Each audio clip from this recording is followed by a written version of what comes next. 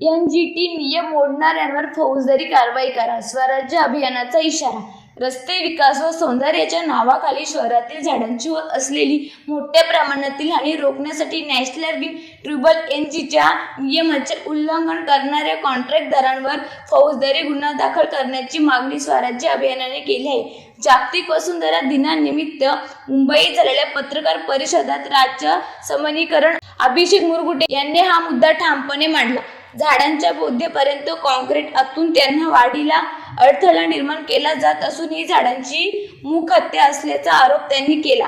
अशा प्रकारे नियमांचे उल्लंघन झाल्यानंतर केवळ कॉन्क्रीट काढा मोहीम राबवणे हा दिखावा उपाय असून प्रत्यक्षात NGT ऍक्ट 2010चा कलम 26 अंतर्गत दोषीवर गुन्हा दाखल करणे आवश्यक आहे असे त्यांनी स्पष्ट केले.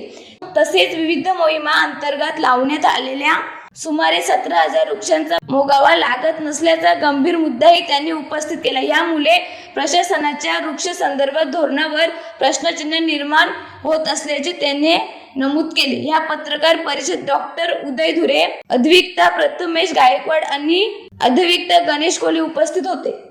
आज आम्ही इथे पत्रकार परिषद घेतली होती. त्या पत्रकार परिषदेत वृक्षांचं जे मुळापाशी जे कॉन्क्रिटीकरण केलं जातं तर ते हटवलं गेलं पाहिजे. वृक्षांना मोकळा श्वास घेता आला पाहिजे या संदर्भात होती.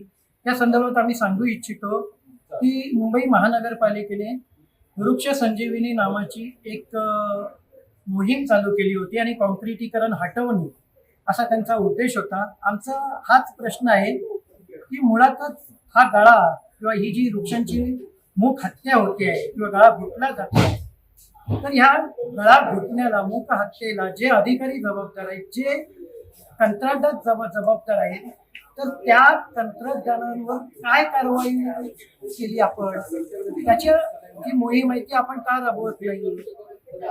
लोकांना आपण पूर्णपणे जो डाटा आहे, थर्ड पार्टी डाटा आहे, तो आपण का उपलब्ध करून देत नाही.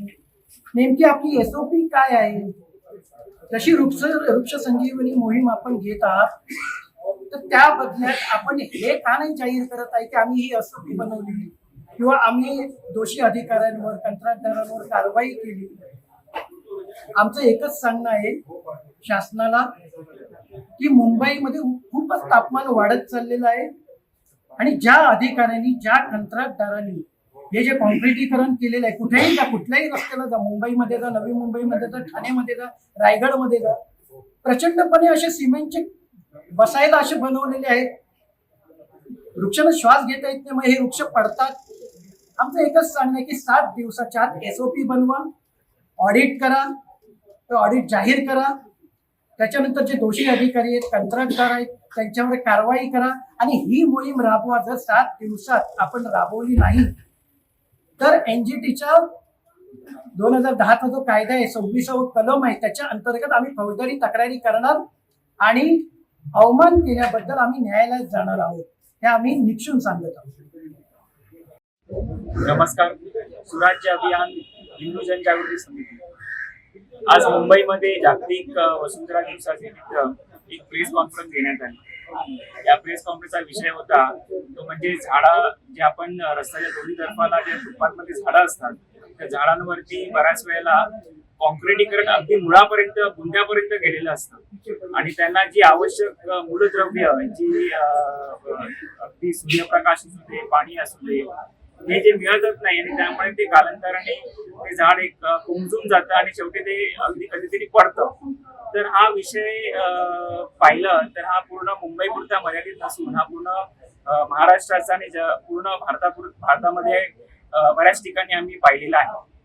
आणि जेव्हा ही लक्षात आल्यानंतर आपण गोष्ट त्यानंतर सुराज्य अभियानाचे कार्यकर्ते हे मुंबई, पुणे, सातारा, सांगली, जळगाव, नागपूर, अकोला अशा विविध ठिकाणी सर्वे केला आणि आज जे फोटो एकत्रित करून प्रत्येक जिल्ह्याच्या जिल्हाधिकाऱ्यांकडे आपण ते निवेदन दिलेलं आहे. आज मुंबई बरोबरच पुणे, सातारा, सांगली, कोल्हापूर अशा ठिकाणी अनेक ठिकाणी प्रेस कॉन्फरन्स घेऊन हा विषय पत्रकारांबरोबर पण आपण समोर आणलेला आहे, जनतेसमोर आणलेला आहे.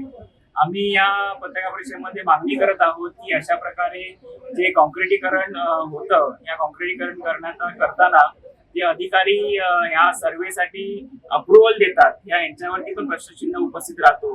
त्यामुळे या सगळ्यांची इन्क्वायरी करावी, ऑडिट करावं.